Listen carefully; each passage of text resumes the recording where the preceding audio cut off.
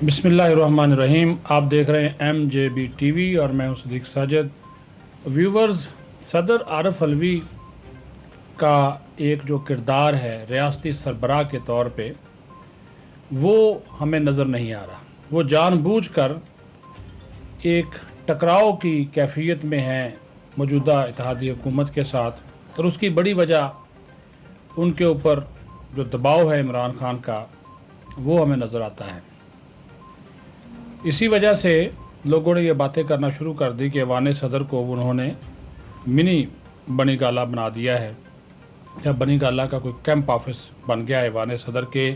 आरिफ अलवी वही करता है जो कि इमरान खान उसे कहता है। दोनों में व्हाट्सएप के ऊपर रोज़ाना की बुनियाद पर गुफ्तगू भी होती है और बताया जाता है कि आज हुकूमत ने ये भेजा तो इमरान उसे कहता है ये साइन कर दो, ये ना साइन करो, और वो वही करता है।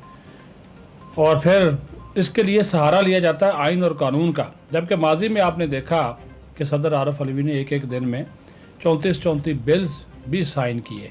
उस वक़्त उनको आइन और कानून कोई नज़र नहीं आया, लेकिन अब वो आइन और कानून का सहारा लेकर पहले इलेक्शन तरमीमी बिल 2022 उसको रिजेक्ट करते हैं।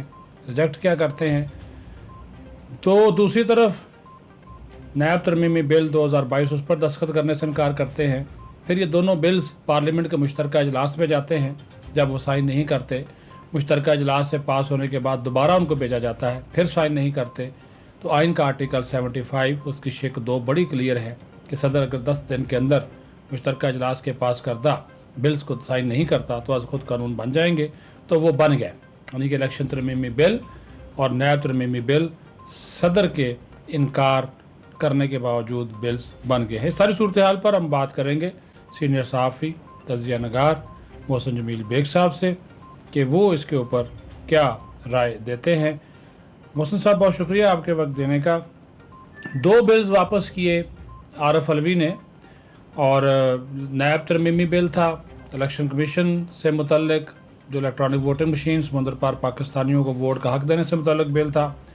पार्लियामेंट ने मंजूर किए, लेकिन जो है उन्होंने फिर दस्तखत करने से इनकार किया। अब ये दोनों बिल्स जो हैं वो कानून बन चुके हैं। तो आप कैसे देखते हैं जो किरदार है सदर आरिफ अलवी का इस सारी सूरत हाल में, क्योंकि माजी में भी आपने देखा उन्होंने कबीना से हल्फ लेने से इनकार किया, गवर्नर्स की तैनाती के ऊपर उन्होंने हुकूमत के साथ सींग फंसा कर रखे हुए हैं। तो इस सारे मामले को आप किस तरह देखते हैं? सदीक साहब, बहुत शुक्रिया। बेसिकली तो जो प्रेसिडेंट का ओहदा है, आप पहले उसकी अहमियत देख लीजिए कि president of Pakistan means Pakistan के वो प्रेसिडेंट हैं, ना कि PTI के।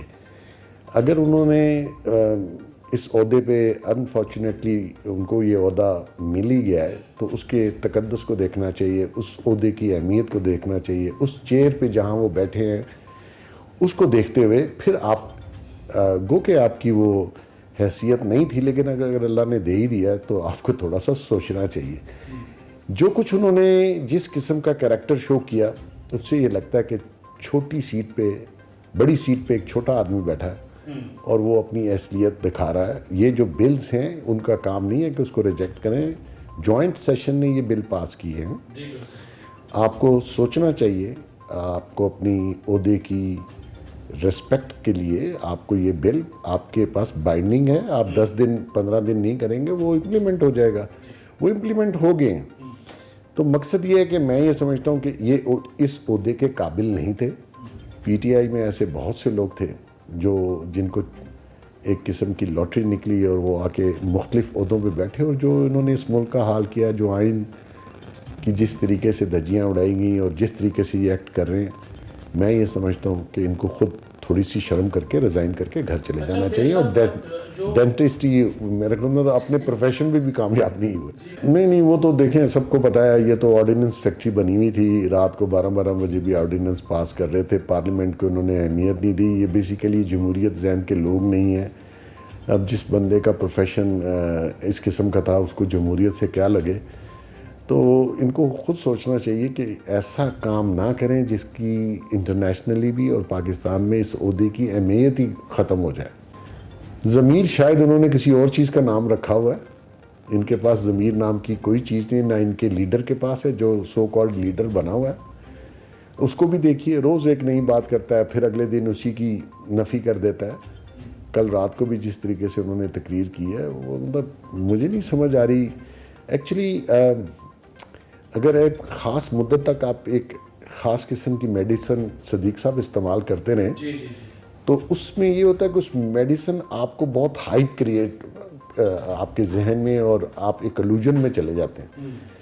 پھر اس کا ایک وڈرال سنڈروم آتا ہے، جب وہ آپ ڈاؤن سائزنگ میں آتے ہیں تو پھر آپ ایسی گفتگو کرتے ہیں، کیونکہ اس میڈیسن کے جو اثر ہے وہ جب نکل رہا ہو تو پھر یہ گفتگو ہوتی ہے. تو وہ بہتر یہ ہے کہ نشہ زندگی کے لیے اور معاشرے کے لیے ایک لعنت ہے، اس سے دور رہیں.